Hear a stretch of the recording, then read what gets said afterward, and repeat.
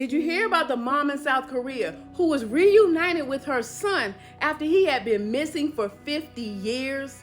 And now she's suing the government because they actually found him after he went missing, but they put him up for adoption without telling her. A 72-year-old woman named Shui filed a lawsuit against the South Korean government and its largest adoption agency after they sent her toddler to be adopted to Norway without her consent. Shui says her son was 3 years old when he ran out of the house in Seoul, Korea to go and play with his friends, but he never returned. She and her husband acted immediately, taking photos of their son to the police and even visiting Holt, South Korea's largest adoption agency, asking if they had seen him. They were repeatedly told that they had no information.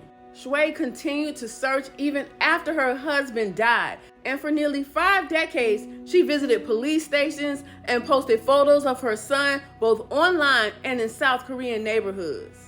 In an act of desperation, Shui submitted her DNA to a police unit that used DNA analysis to reunite adoptees with their birth parents. And surprisingly, they found a match. Shui was shocked to learn that her son was adopted out to a family in Norway just 5 months after he had been missing. This means that when Shui and her husband initially took photos of their son to the adoption agency asking if they had seen him, her son was right there.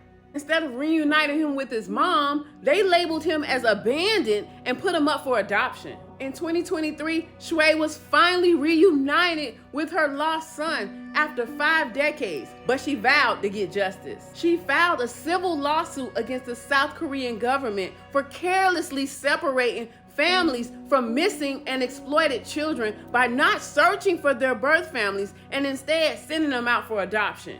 In March, South Korea's Truth and Reconciliation Commission determined that South Korea's government was fully liable for this misdeed. Why would the government not try everything to reunite this child with his family? Are we not human? What do you think of this story? Leave a comment to let me know. I'm Te-Erika with the T. Follow for more.